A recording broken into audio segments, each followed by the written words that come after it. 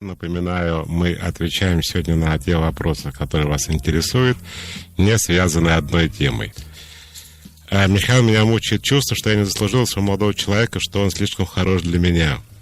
Я из простой многодетной семьи, встречаюсь 2 месяца с парнем, коренным москвичом. Он очень образованный, обеспечен. Я чувствую дискомфорт, когда он дарит мне дорогие подарки, водит в хорошие места. Когда он познакомился с своими родителями, я даже разговаривать не могла с ними. И кроме того, я не могу поддержать беседу в их обществе, так как не была в странах, где они были, не слушала классическую музыку, не в курсе брендов одежды и т.д. Я люблю своего молодого человека, и с ним некомфортно, но оказавшись в обществе его семьи, очень некомфортно себя чувствую. Как мне быть? Как избавиться от этого чувства, что я недостойна, не служила бы частью окружения своего любимого? Александр, 26 лет. Ну, понятное дело, Александр. Любимый-то у вас москвич. Любой бы тут уже стушевался. Не, я шучу. Не знаю, чем вам помочь. Я не очень понимаю, так как я сам родился в Москве. Я жил в Израиле, там есть такая шутка. Встречаются 2 дворняги, одна другой говорит, а в Союзе я была баллонкой. Вот это похоже. Вам какая разница, кто где родился, и кто где работает, и какие-то фирмы, марки, страны, бренды и классическую музыку? Что считаешь, вас это делает привлекательнее, умнее, интереснее? Если вы хотите решить эту проблему, надо принимать себя такой, какая вы есть. Это первое. Второе, у вас низкая самооценка. И третье, у вас такие странные авторитеты. Они у вас, во-первых, есть, это не очень хорошо. А во-вторых, они у вас немножко странные. Когда вот этого избавитесь, тогда расслабитесь. Добрый день. Говорите, пожалуйста. Не стесняйтесь. Алло, здравствуйте. Здравствуйте, как вас зовут? Меня зовут Сергей, 57 лет. Сергей, пожалуйста. Я из Нижнего Новгорода. Ну, у нас в семье сложные отношения с дочерью. А дочери сколько? Дочери 32 года. Так. Вот, я сам по себе знаю невротик, как бы сложные у меня трудности в детстве были, так вот, слушаю вас. Вот, мама тоже страдает психическим расстройством, вот она, жена моя, то есть, она недавно в больнице лежала, вышла. А у нас отношения давно такие сложные. Может быть, понимаем, как родители, что это все идет из детства. Там воспитание дочери как-то не так себя вели, не так что-то воспитывали. Вот. Но у нас у дочери 32 года, у нее ребенку, первому ребенку 4 года, второму ребенку год достигает. Вот она, дочь моя, 4-й раз замуж выходит, да. Вот опять собирает разводиться, говорит, приехать к нам жить. Мы как бы, когда всегда вместе с ее присутствием, у нас какие-то всегда происходят конфликты с ней. Вот. Но, допустим, вот 2-й раз супруга попала в больницу, мы приехали... А какой диагноз вашей жены? Психическое расстройство, как сказать, точно сказать, вроде как бы шизофрения. Понятно, так. Принимает там нейролептики, она принимает. Вот. Дочь была у нас в прошлом году дома на 2 недели пожить, мы как бы долгое время не можем, как бы, ссоримся с ней. Муж приехал, мы ей посоветовали, говорит, давайте домой едьте. Она как бы, вот какие плохие родители, я вам не дам вообще с внуками общаться, и вы внуков не услышите и не увидите. Мы где-то по длительное время не общалась. Супруга переживала об этом. Вот опять на фоне этого, как бы сказать, переживания у нее опять произошло расстройство. После этого я там позвонил, говорю, так и так, вроде бы она как бы дружба так неслась, приезжала к нам в гости. Через какое-то время вот у них опять с мужем происходит. Скажите, пожалуйста, а я негде жить или с вами, или с мужем? Другого варианта нету? Не, понимаете, у нас квартира-то большая, 4-комнатная. Нет, а можно разъехаться как-то? Зачем жить-то вместе? Мы так и как бы планируем, думали так, разъехаться. Так, может быть, мы так и решим этот вопрос, а? Сергей? Может, мы так и решим этот вопрос? Мы этот вопрос как бы не решили, потому что, знаете как, мы как бы беспокоимся.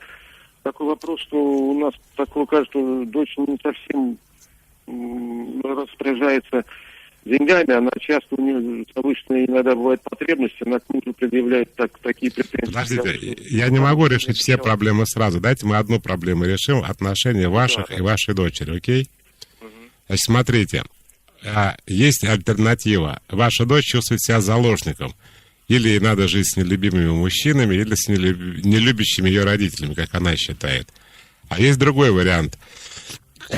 Извините. Ваша дочь, если вы разменяете четырехкомнатную квартиру, будет жить там, как получится, да, там двух-трехкомнатных, что выйдет, то выйдет, да. И она даже в 2 комнатах ей нормально будет с детьми жить. И не надо ни у кого ни о чем просить. Дочери нужно объяснить, что вот вы позвонили на радио, вам психолог сказал, что раз мама у нас больная, то маме нагрузка эмоциональная очень вредна. И из-за этого получаются конфликты. Потому что когда мама живет с папой, еще куда ни шло, когда еще в доме куча народа и 2 детей, мама начинает нервничать, неважно, по-хорошему или по-плохому, и это заставляет ее потом заболевать. Потом она ложится в больницу. Кроме этого, когда она волнуется, начинаются конфликты. И чем больше конфликтов, тем маме хуже становится. Вот так по-человечески объяснить. И мы предлагаем следующий вариант. Разменяем квартиру, каждый будет жить отдельно, будем ходить друг к другу в гости. Нормально? Да нет, это все нормально, мы так и считаем. Но дело в том, что у нас по финансовым возможностям нет такой возможности. У меня еще сын есть, который сейчас в армии служит. То есть вы не можете квартиру разменять?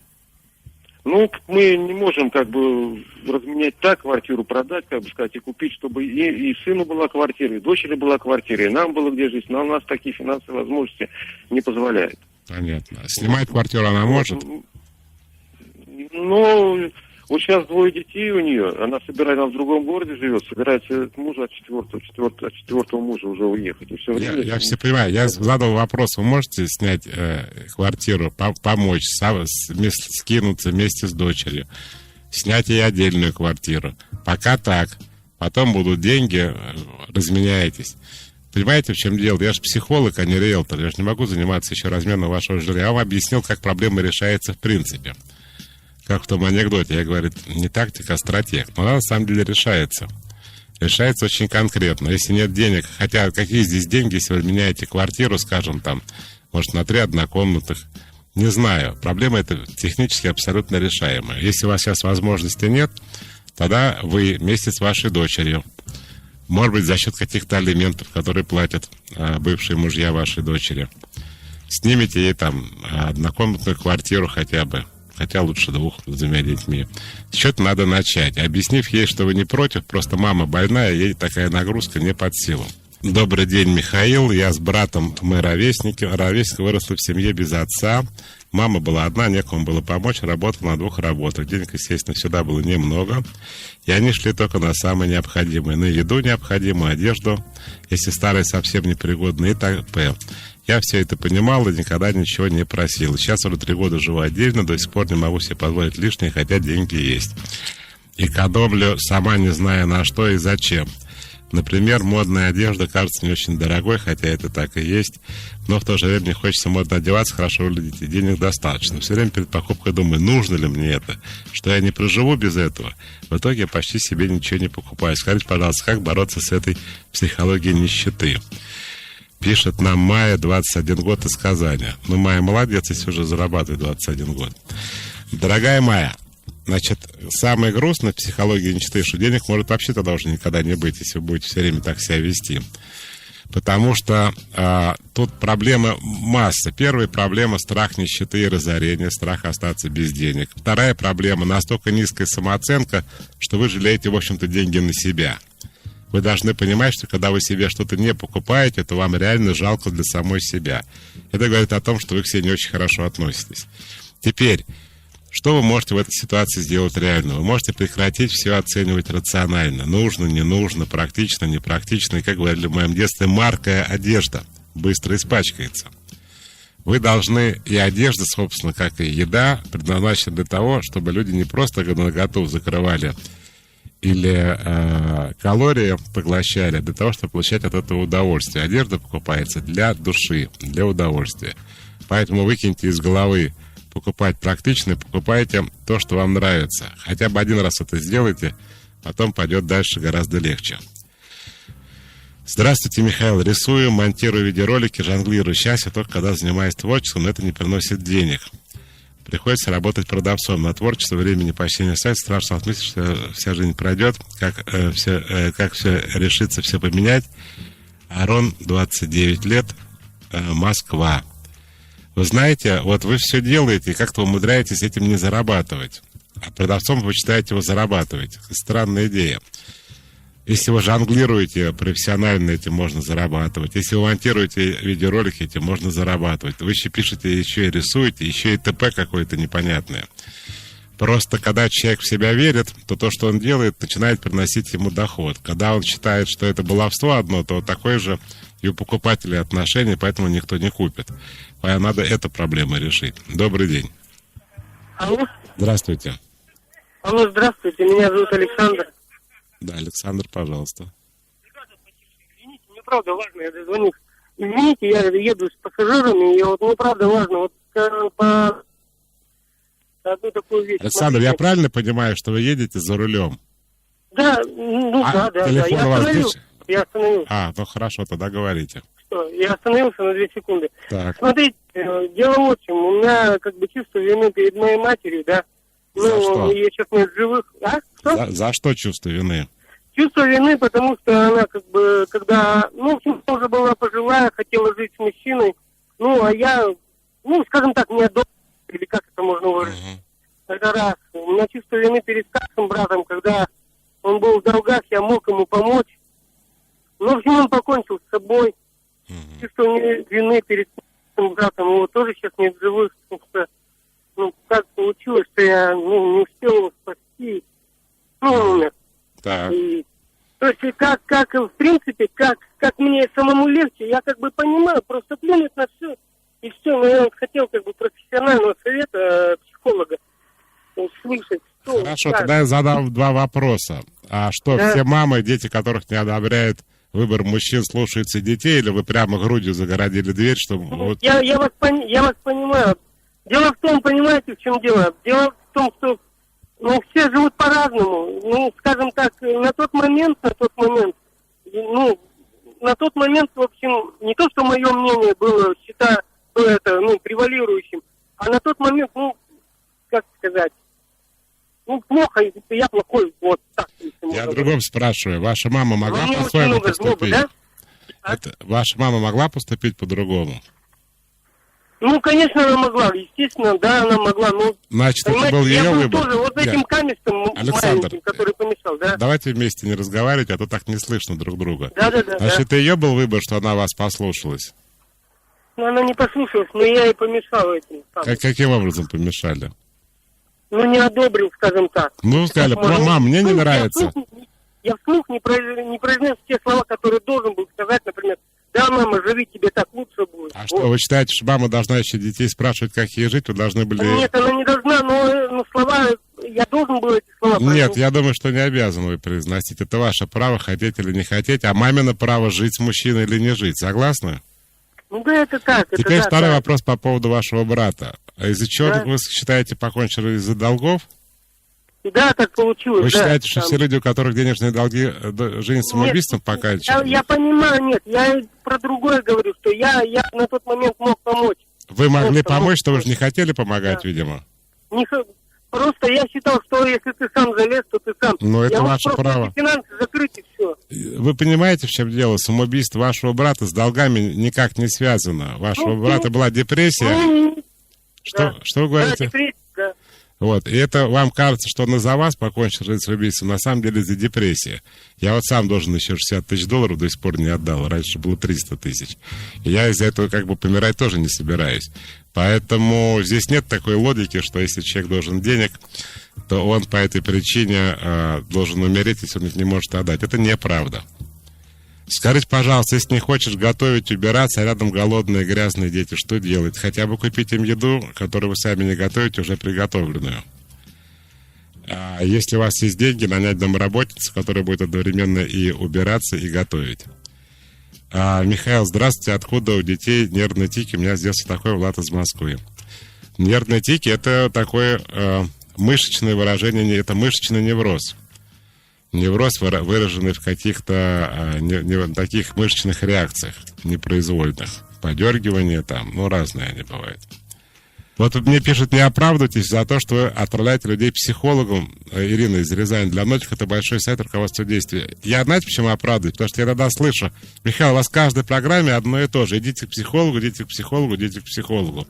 Но если человек, например, звонит в передачу здоровья и говорит: у меня там давление 200 на 120, о чем с ним говорить? Он, наверное, к кардиологу должен идти, а потом дальше говорить, почему у него вообще проблемы с кардиологией и гипертонией. А когда ждут от радио, что радио сейчас лечить на расстоянии, что ли, будет? Нет, конечно. Есть вещи, которые люди сами справляются. Есть какие-то действительно практические советы, которые помогают. А есть такая системная проблема, как депрессия, которая требует, или там алкоголизм, который требует и психолога, еще и психиатра. Добрый день.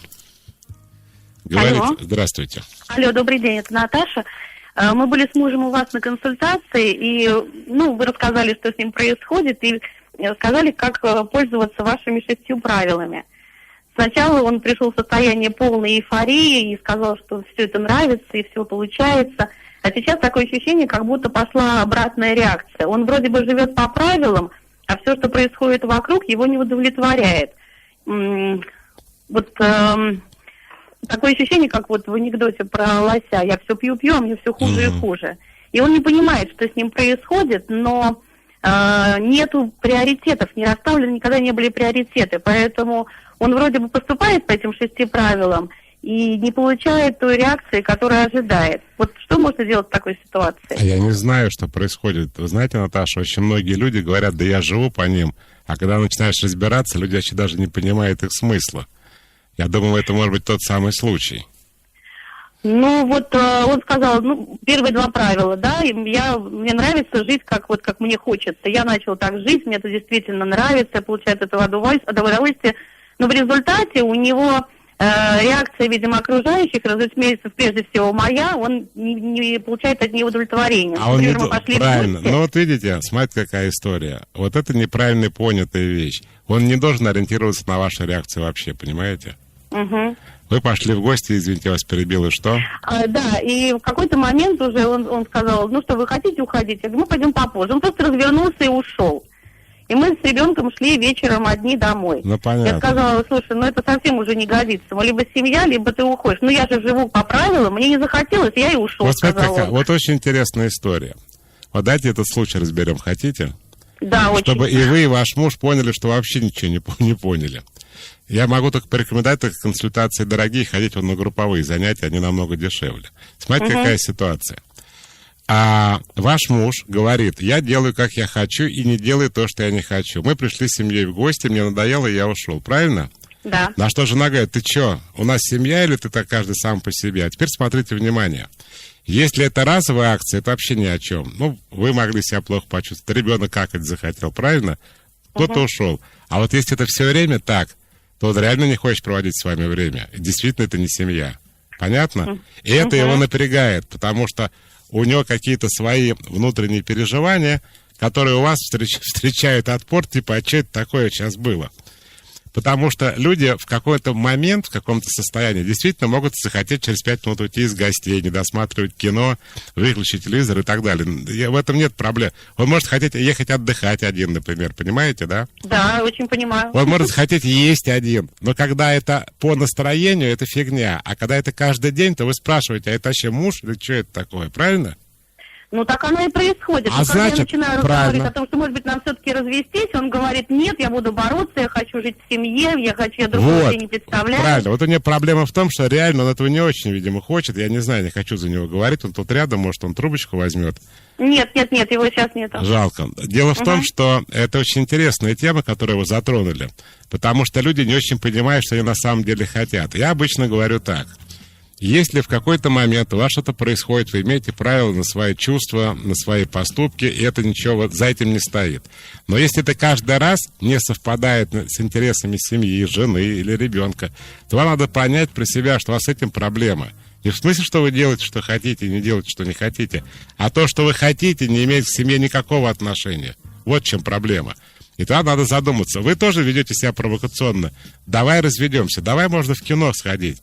У нас юридически разводится человек один против другого. То есть один истец, другой ответчик. Это не в смысле «давай пойдем погуляем». Вы хотите, вы разводитесь, не надо его об этом спрашивать. Это провокация чистая. Борется он с некомфортом, который он не может пережить. Ему кажется, вот отсюда все, видите, как все выясняется, что он как бы живет по правилам, у него не получается. У него все получается. Получается то, что он, кризис у него в отношениях семейных, он не верит, что он вообще там хочет жить. Но он, видите, что говорит? Он боится этого, боится развода, говорит, я буду бороться. Сложная тема. Бороться за семью точно не надо. Надо хотеть жить в семье, это разные вещи. Добрый день, Михаил. Постоянно ругаемся с невесткой. 5 лет вместе. Я обвиняю в недостатке внимания. У нее проблемы с общением с родителями. 2 года, как они не общаются. Живет она одна. Говорит, что устает морально на работе. Я ее извожу душевными компаниями. Говорит, как я к ней, так и она ко мне относится. Считаю я эгоисткой. Чем дальше, тем хуже и реже общение. Как наладить отношения? Во-первых, не надо жить вместе. Вы что, 5 лет вместе с невесткой? Что это за общежитие Бертольда Шварца? Живите отдельно. Ходите друг к другу в гости. Не хотите, не ходите друг к другу в гости. Вы пишете, что у нее проблема... она живет. Понятно.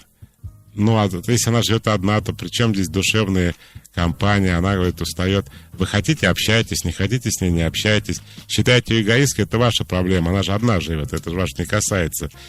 И отношения, чтобы налаживать, все-таки надо людей принимать такими, какие они есть. Пока вы, Алексей, считаете невестку не эгоисткой, никаких отношений налаживать не получится. Добрый день. Добрый день, это Светлана. Да, здравствуйте, Светлана. Я хотела задать вопрос про своего сына. Вот у него есть такой диагноз расстройство эмоций и поведения. Это после тяжелого развода. И его 4 года травили в школе. Сейчас он учится в гимназии, где его все любят. Но выяснилось, какая проблема тогда. Выяснилось, что он ни разу не гуманитарий, а наоборот такой одаренный математически. Можно ли его переводить в другую школу? Ему сколько лет? 13. Он хочет перейти в другую школу? Да, он хочет. Значит, можно перевести. Поняла.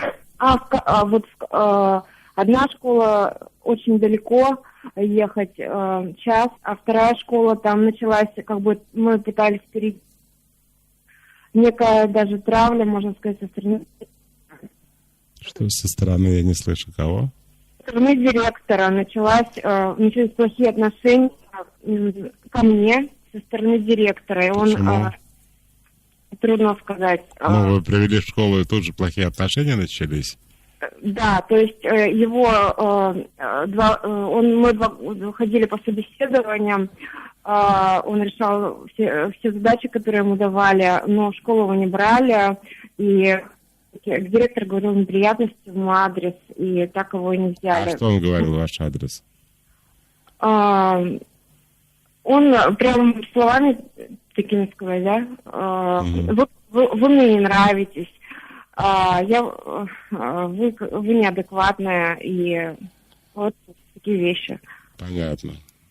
В связи с чем он так решил, что вы не нравитесь это его дело, а неадекватное в каком смысле?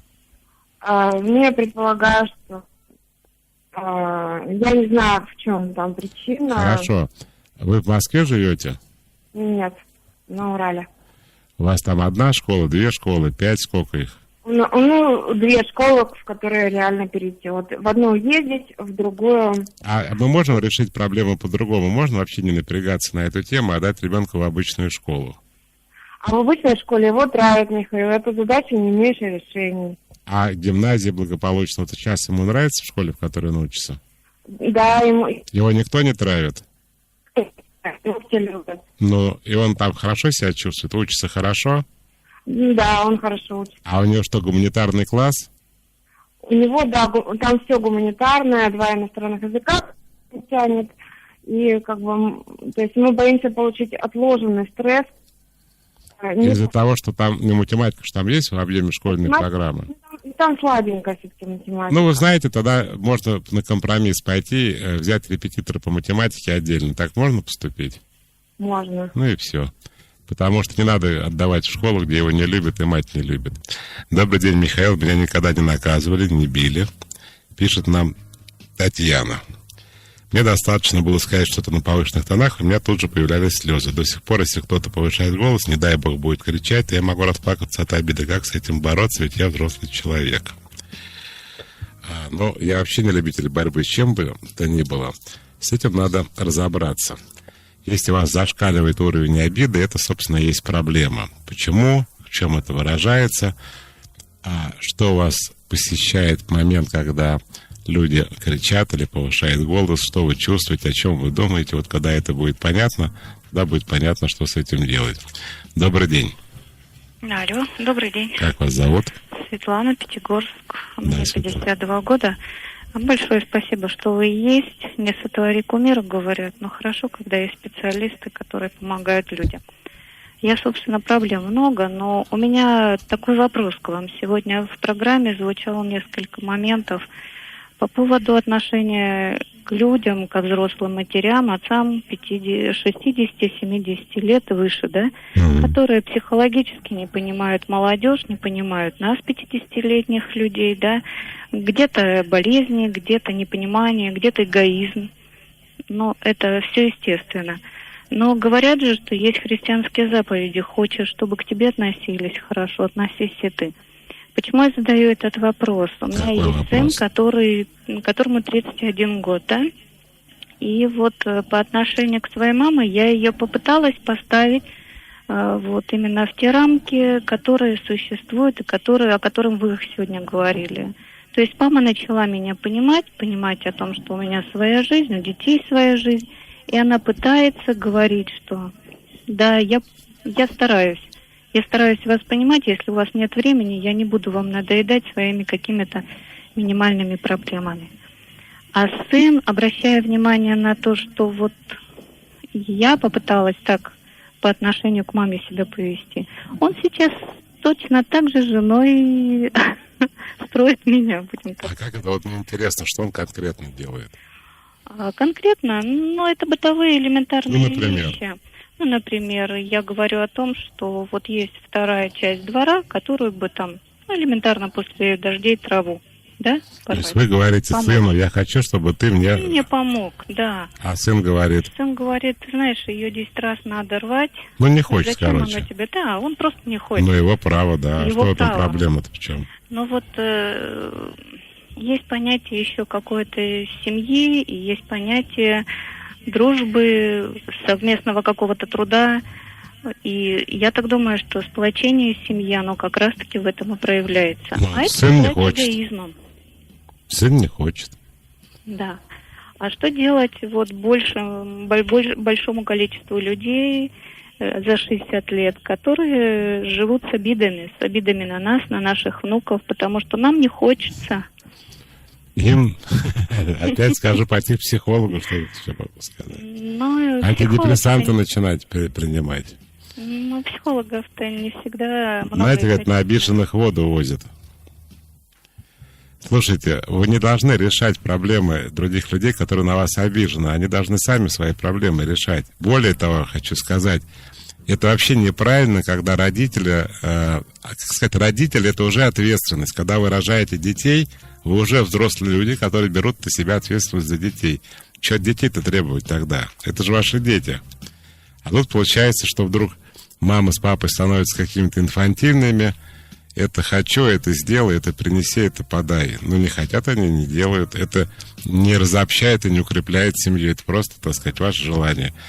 Почему ребенок вообще должен хотеть это делать? Он может хотеть маме помочь. Но у вас, видимо, такие отношения, что он не хочет маме помогать. А буквально хотеть косить траву или хотеть как называется, выдирать сорняки. Это что, он фанат, что ли, этого дела? Такой дачник со стажем. Конечно, он может не хотеть. Я помню, меня заставляли родители всем на дачу ехать, то копать что-то, то строить. Меня это дико раздражало. Вот. И, меня никто и не спрашивал, я еще мелкий был. А взрослый я бы и не поехал бы туда. Я, собственно, не ездил взрослый, потому что мне это не нравилось. Добрый день. Алло. Здрасте, как вас зовут? Виталий. Да, Виталий, ваш вопрос.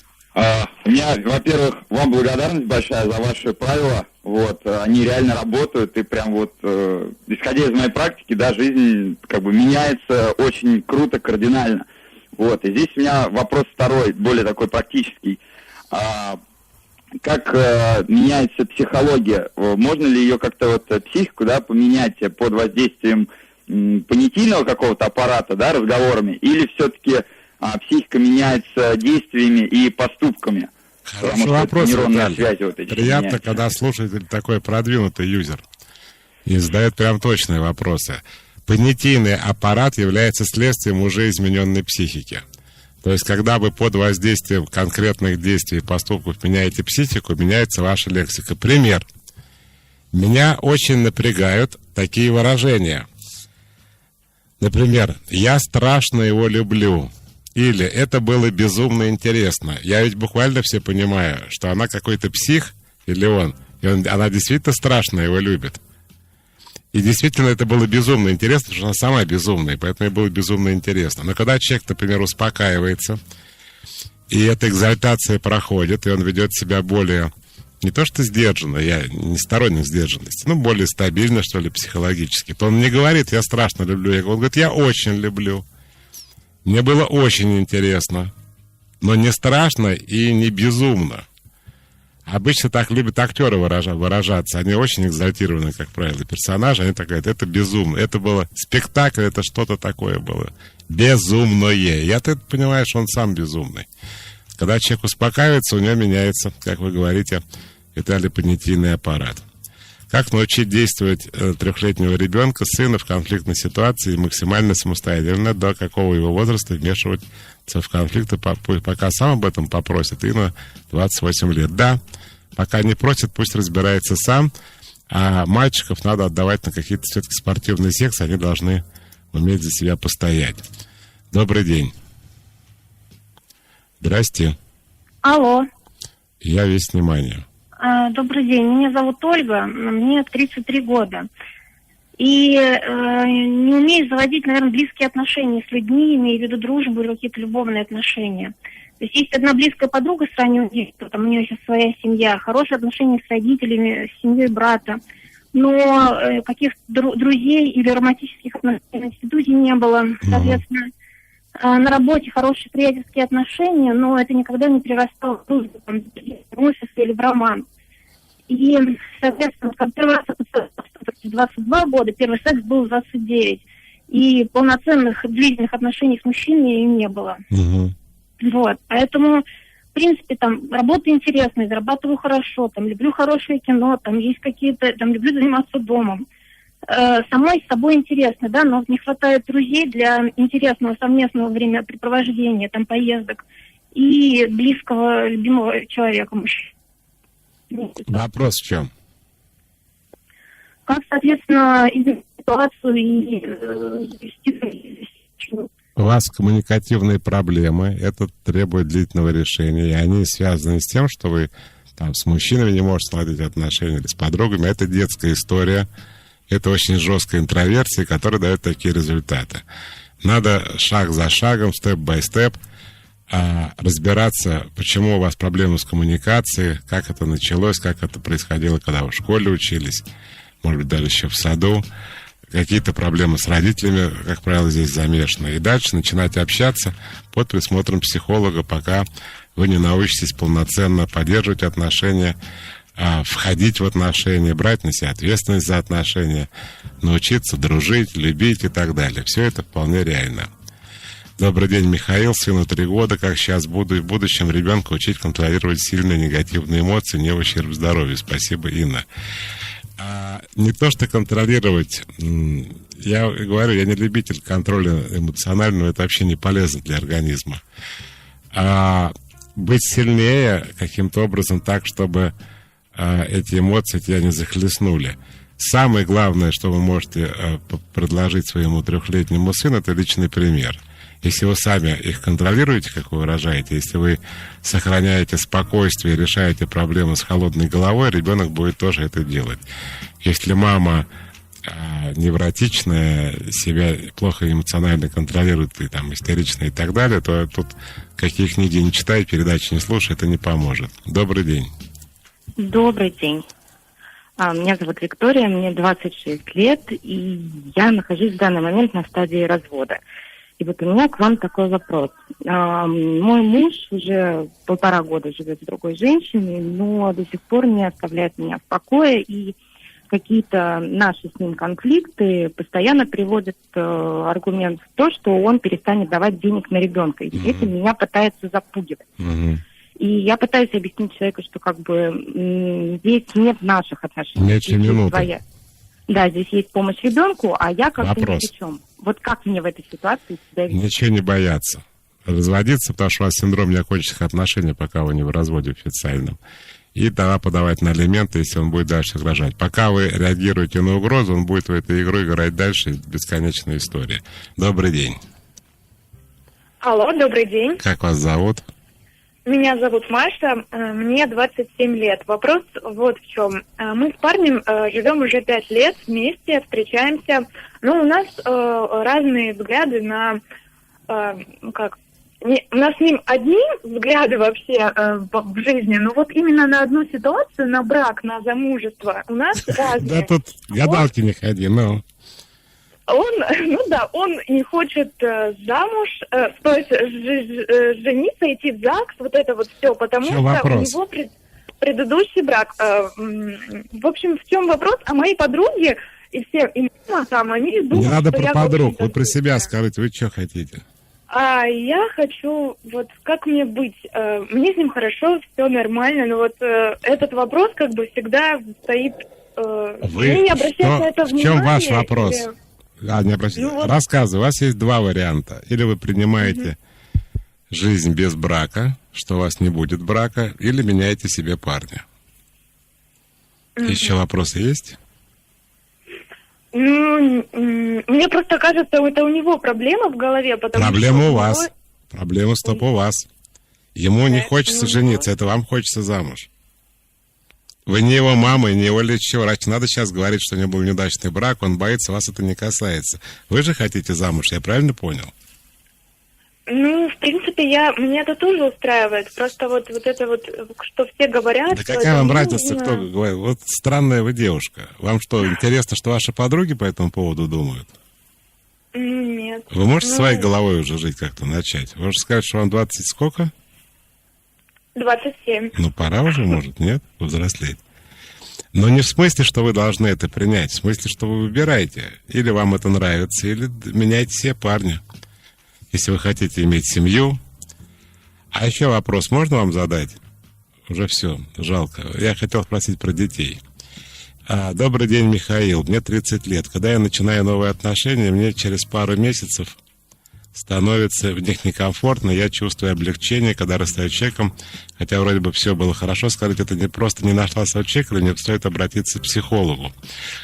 Но вы знаете, если вы за 30 лет все время попадаете в отношения на 2 месяца, то это уже проблема. Это уже не то, что человек не тот. Михаил, добрый день, как справиться с прокрастинацией? Днем постоянно отвлекаюсь на интернет, перепрыгиваю с одного дела на другое, в итоге сижу на работе вечерами. Спасибо, Маша.